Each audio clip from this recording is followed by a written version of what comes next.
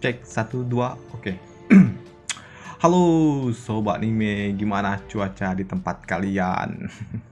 Di tempat Bang Jack akhir-akhir ini selalu hujan, jadi susah mau kencan.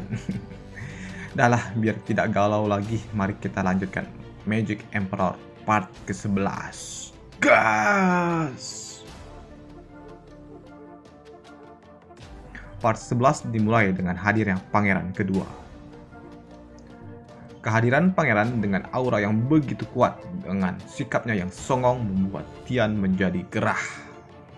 Ia beranggapan ngapain buang-buang waktu hanya untuk pria songong seperti itu. Ia pun ingin segera mengakhirinya dan melanjutkan latihannya. Namun di sisi lain pangeran tahu kalau ada salah satu bangsawan yang gerah dengan dirinya. Ia pun menghampirinya. Pangeran pun menyapa Tian dengan memegang pundaknya sembari memberikan aura dengan tekanan yang sangat kuat. Tian yang masih berada di lapisan tulang sangat tersiksa dengan tekanan itu dan merasa sangat-sangat tidak nyaman, dan itu dapat mengguncang mentalnya. Ivan yang melihat itu dari jauh, ia pun sangat marah. Ia sangat marah karena Tian yang sudah ia anggap sebagai saudaranya diperlakukan seperti itu. Ia bahkan berjanji akan membunuhnya dan akan menghabisi seluruh keluarga kaisar jika itu diperlukan. Karena ia telah memperlakukan saudaranya semena-mena. Di dalam aula keluarga Huan Yu terjadilah suatu pertemuan. Pertemuan ini dihadiri seluruh keluarga bangsawan kelas atas dan tentunya juga dengan pangeran. Di sana, pangeran melihat ada salah satu meja kosong yang menandakan ada satu keluarga agung yang tidak menghadiri acara itu. Tetua dari keluarga racun memberikan suatu provokasi kalau itu adalah meja milik dari keluarga Jianhou. Ia pun mengatakan kalau keluarga Jianhou tidak menghargai kedatangan dari pangeran sebagai perwakilan dari gerbang kaisar atau keluarga inti kaisar. Mendengar provokasi itu, pangeran pun terpancing dan ia menyuruh untuk membuang meja itu karena tidak diperlukan. Tetua Qianlong yang mendengar hal itu, ia pun memberikan instruksi. Ia mengatakan kalau itu akan menyinggung dari keluarga Jianhou dan akan menimbulkan suatu perpecahan yang lebih besar nantinya. Tetua kelima dari lembah Yaoming yang mendengar itu pun menyanggahnya dan menyinggung perilaku dari keluarga Qianlong terhadap keluarganya yang ada di kota Feng. Mendengar pertikaian itu membuat pangeran yang ada di sana kesal. Ia pun menekan dengan auranya yang membuat dua tetua ini pun sadar akan ketidaksopanannya di hadapan keluarga kaisar. Pangeran juga meminta keluarga Huan Yu sebagai tuan rumah yang memutuskan masalah ini. Dan tentunya cucu pun tidak mau melakukannya, karena ia sebagai tuan rumah bakal menyinggung keluarga Jianhou. Pangeran yang tidak menyukai jawaban itu, ia pun melihat Ivan yang sedang berada di luar aula. Ia pun menyuruh Ivan untuk segera masuk, dan tentunya Ivan pun sangat senang. Dalam sana, pangeran pun menyuruh Ivan untuk memperkenalkan diri dan duduk di meja dari keluarga Jianhou. Cucu sebagai tuan rumah pun panik, karena itu dapat menyinggung dari keluarga Jianhou. Ia takut keluarga Jianhou bakal tersinggung karena tidak diperlakukan dengan baik di kediamannya dan akan membuat keluarga Huan Yu menjadi musuh ke depannya. Tapi lagi-lagi pangeran pun membuat ulah. Ia mengatakan kalau Ivan adalah tamu yang ia undang. Ia pun mengatakan kalau ia akan menyinggung keluarga kaisar jika cucu tidak mengizinkan Ivan untuk duduk di meja kosong itu. Ivan, si kang provokator, dengan santunya duduk di meja kosong itu dan membuat seluruh tetua yang ada di sana terkejut. Tetua Qianlong yang melihat itu, ia mengatakan kalau Ivan terlalu berani dan engkau akan terbunuh setelah keluar dari aula ini. Karena itu sangat-sangat menyinggung dari keluarga bangsawan kelas atas. Tapi Ivan yang saat ini menggunakan mode penyamarannya sebagai Song Yu yang mengatakan bahwa tetua Qianlong, ente harus berhati-hati dalam berbicara. Ivan pun mengancam keluarga Qianlong dapat hancur bila ia tidak berhati-hati dalam berbicara. Mendengar itu, pangeran pun menjadi bingung. Ia berpikir kok bisa-bisanya ada rakyat jelata yang ngomong seenak jidatnya di hadapan 7 tetua agung lainnya. Yang lebih mengagetkan, tetua Qianlong pun bersikap dan mengucapkan maaf atas ucapannya sebelumnya. Hal itu pun tentu membuat seluruh tetua yang ada di sana terkejut. Pangeran yang ada di sana dan melihatnya dengan matanya, ia pun semakin curiga. Ada apa ini sebenarnya? Itulah pikirannya. Tak lama setelahnya, Tian dan tetuanya pun datang. Cucu yang panik, ia pun meminta Ivan untuk segera bangun dari sana dan menyingkir, karena keluarga Jianhou sudah datang. Namun, lagi-lagi pangeran pun mencari masalah. Pangeran pun menyuruh Ivan untuk tetap duduk di sana. Tian yang melihat itu, ia pun memutuskan untuk keluar setelah melihat perilaku pangeran. Cucu sebagai tuan rumah pun semakin panik. Kasian banget si cucu nih. Ia pun takut keluarga Huan Yu bakal berperang dengan keluarga Jianhou karena masalah meja kosong. Tian yang kesal, ia pun mengatakan kalau keluarga Jianhou tidak diperlukan lagi karena keluarga Huan Yu sudah memiliki gerbang kaisar dan ia akan segera pergi. Tetapi saat ia akan melangkah keluar, ia mendengar kalau ada seseorang yang memanggilnya saudara.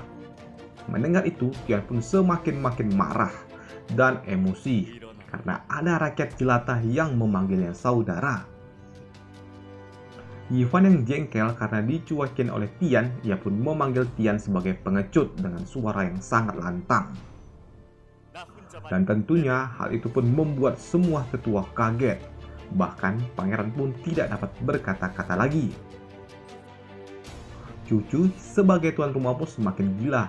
Bukan hanya pangeran yang berbuat ulah, kini pun rakyat jelata pun ikut-ikutan. Hal itu pun membuat suasana semakin hancur. Kasihan si cucu, bingung dia. Tetua Jianhou yang mendengar itu pun sangat marah. Ia pun mengeluarkan seluruh aura membunuhnya. Tetapi Tian pun yang mendengar itu pun langsung menghampiri Ivan. Ia pun langsung duduk dan minum bersama Ivan. Dan lagi-lagi hal itu pun membuat yang ada di sana bingung. Mereka berpikir siapakah sebenarnya atau ada konspirasi apa sebenarnya. Pangeran pun langsung kena mental karena ia melihat Tian yang awalnya sangat marah, kini pun malah merangkul rakyat jelata yang memanggilnya pengecut. Dan lengkaplah seluruh bangsawan yang ada di sana, maka acara utama akan segera dimulai.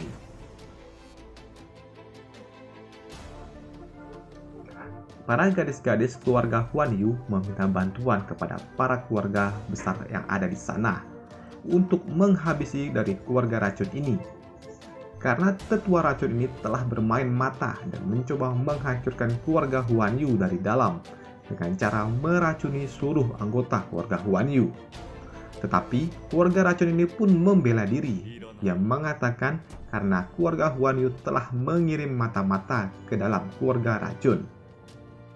Cucu yang meminta ramuan penawar obat itu sebagai ucapan perdamaian. Hal itu pun ditolak mentah-mentah oleh keluarga racun.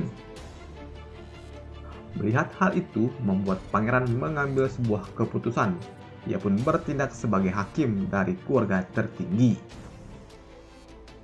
Ia pun mengambil suatu keputusan untuk keluarga racun agar dapat memberikan penawar racun itu.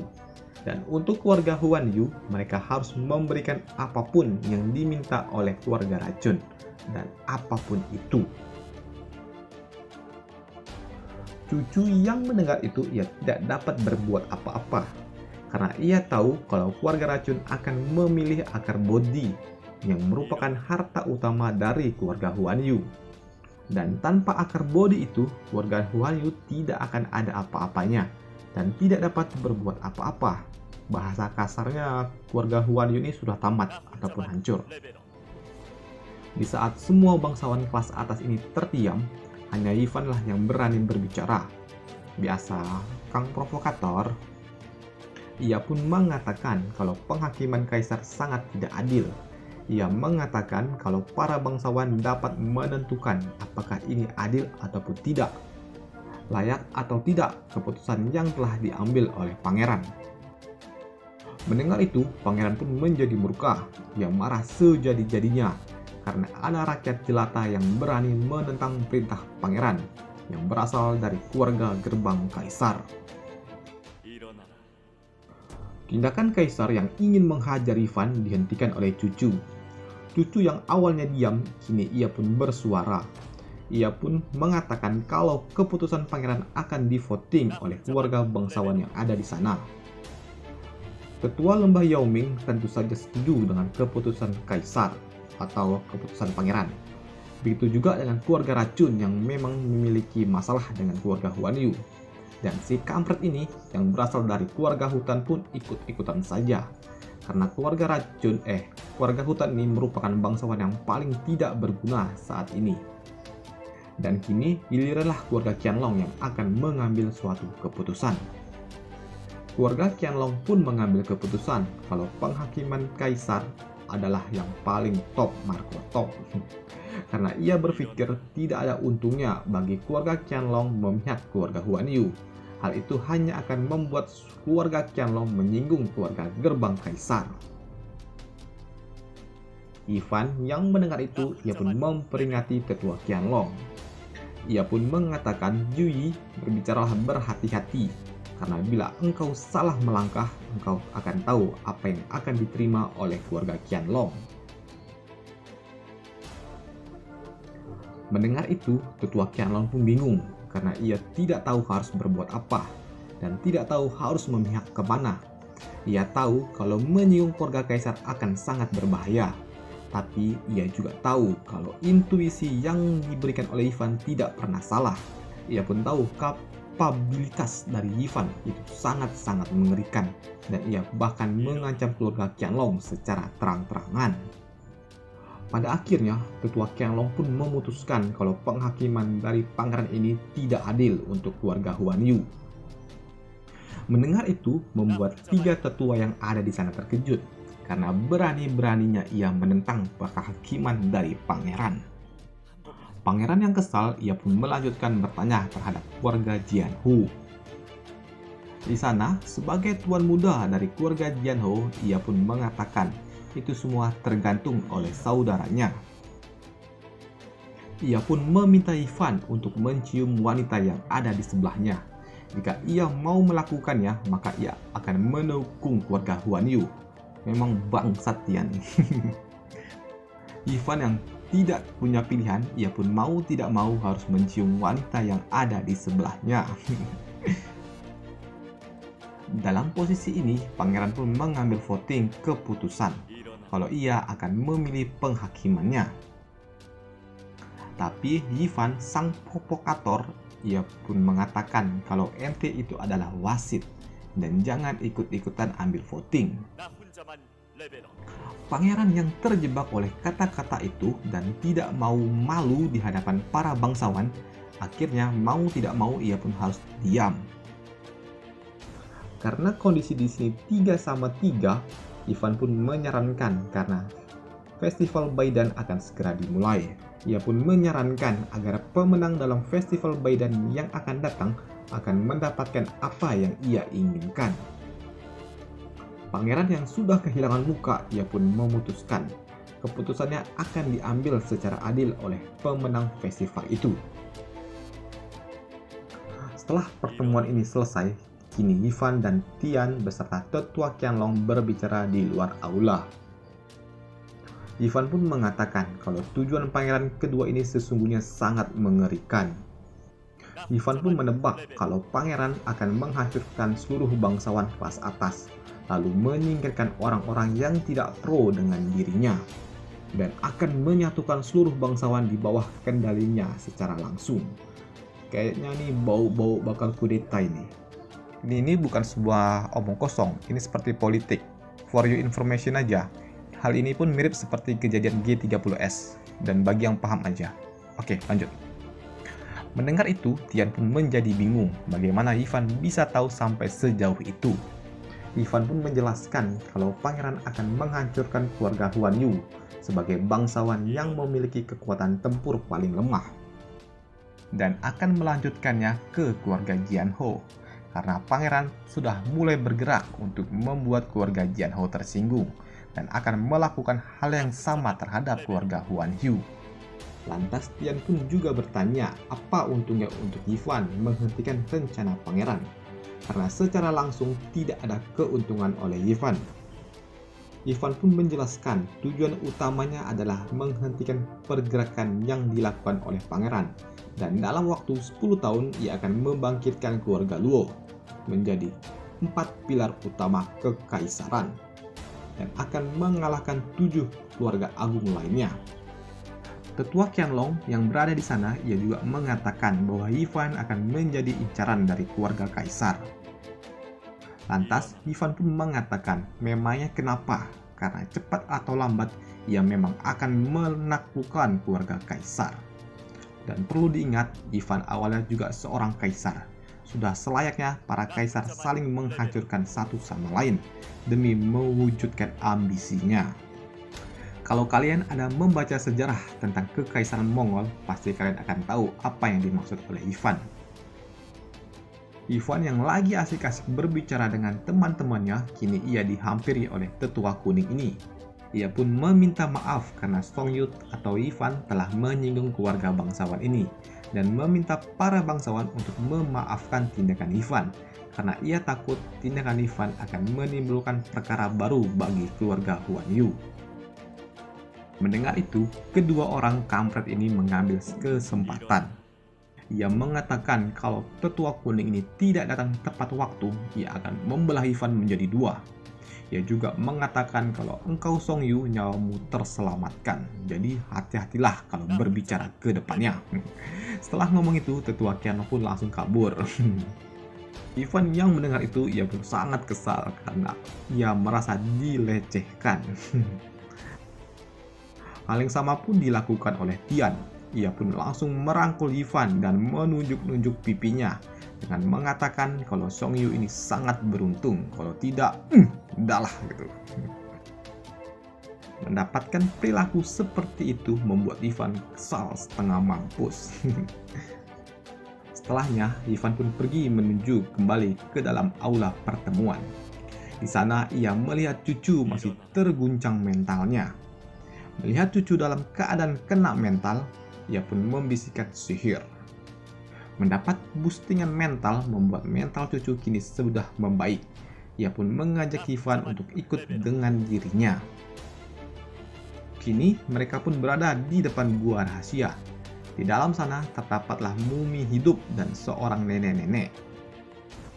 Di sana, Yifan mendapatkan suatu cerita awal mula pertikaian dari keluarga Huan Yu dengan keluarga racun. Hal itu telah terjadi dari zaman kuno. Kedua keluarga ini memiliki tradisi yang saling menikahkan anaknya satu sama lain. Namun terjadi suatu insiden yang membuat dua keluarga ini menjadi saling bermusuhan. Setelah dari sana, mereka pun kembali berjalan-jalan. Kali ini, cucu menolak dipanggil saudara oleh Yifan. Ia pun mulai nyaman dengan Yifan. Ia pun membuka cadarnya dan kembalilah terlihat wajah imutnya. Cucu pun meminta Yifan untuk menemukan tulang-tulangnya kelak dan menguburkannya di samping makam adik dan orang tuanya. Yifan yang mendengar itu, ia pun mengatakan kalau cucu akan baik-baik saja karena ia berada di sampingnya. Waduh, bisa aja nih si jamet nih. Setelahnya, mereka pun kembali pergi jalan-jalan. Kali ini, mereka pun pergi menuju gubuk tua. Di sana, ia kembali membuka cadarnya dan memeluk Yifan. Apakah mereka akan enak-enak? Di tempat lain, selagi mereka pangeran sedang bersama para tetua. Ia pun mendapat kabar kalau cucu sedang. Mendengar itu, pangeran pun sangat murka. Ia pun langsung terbang menuju tempat mereka. Ivan yang sedang berbaring di sebelah cucu dan ingin memberikan napas bantuan tiba-tiba dikejutkan oleh suara ledakan. Dan itu berasal dari pangeran yang baru saja tiba. Ivan yang kesal saat ia akan memberikan napas bantuan digagalkan oleh cecungu ini. Di sana, pangeran pun juga sangat kesal karena sangat cemburu melihat cucu si gadis imut ini sedang berada bersama seseorang di dalam kamar, dan tentunya sudah. Pangeran pun sangat kesal dan marah karena cucu membuka cadarnya bukan untuk dirinya, tetapi untuk orang lain. Pangeran yang sudah terbakar api cemburu dan merasa kena MTR, ia pun langsung menembak Ivan dengan sihirnya. Ivan yang sudah siap menerima serangan itu tiba-tiba dihentikan oleh cucu. Ivan yang kesal setengah mampus, ia pun juga mengeluarkan auranya yang begitu kental. Ia juga akan membunuh pangeran, tapi tidak sekarang, tapi 2 hari lagi. Melihat aura dan tekanan yang sangat kuat dari Ivan, membuat cucu dan pangeran menjadi sedikit tersentak. Pangeran yang amarahnya sudah diubun-ubun, ia pun kembali menyerang Ivan. Tapi lagi-lagi ia pun dihentikan oleh cucu yang menimbulkan suatu ledakan yang sangat kuat. Pangeran yang sudah tidak tahan lagi, ia pun mengeluarkan aura dan kekuatan sebenarnya. Dan terlihatlah kekuatan aura naga milik khas keluarga Gerbang Kaisar. Tapi upaya cucu untuk menghalau serangan itu pun tidak dapat terlaksana karena serangan itu sangat cepat dan kuat. Ivan yang sudah bodoh amat dengan penyamarannya, ia berencana melawan dan ingin segera membunuh pangeran. Tapi tepat sebelum serangan pangeran mengenai Ivan, ada 4 serangan sihir lainnya yang mengarah kepadanya. Dan itu menimbulkan suatu ledakan yang sangat kuat. Serangan itu berasal dari tetua Qianlong, tetua Jianhou, dan tetua keluarga Huan Yu. Dari sisi pangeran, ia juga tidak cuma sendiri. Ia didampingi oleh 3 tetua lainnya, yaitu tetua dari lembah Yaoming, tetua racun, dan tetua hutan. Pangeran pun meminta cucu untuk merubah pikirannya, namun cucu pun menolak dan tetap tegas dengan pilihannya, karena ia tahu kalau pangeranlah orang yang berada di balik sumber masalah ini. Melihat banyaknya tetua di sana membuat pangeran berpikir ulang. Ia pun memutuskan untuk menghentikan pertikaian ini, karena ini adalah masalah pribadinya. Tetua Qianlong yang berada di sana, ia pun meminta agar Ivan segera memberitahu cucu tentang aliansi mereka, yaitu aliansi Qianlong, Jianhou, dan Ivan. Namun hal itu pun tidak digubris oleh Ivan karena Ivan sudah sangat emosi dan ia pun tidak peduli lagi karena yang di benaknya adalah untuk bertarung dan segera membunuh pangeran secepat mungkin. Dan selesailah part 11 kita di sini. Kita akan bahas lanjutannya esok lagi karena tiba-tiba hujan deras. Bakal nggak kedenger nanti Bang Jack ngomong apa ini. Bantu subscribe karena sedikit lagi 1000. Yuk, bisa yuk. Kritik dan saran tolong dihajar di kolom komentar. Dan sampai jumpa besok lagi. Bye!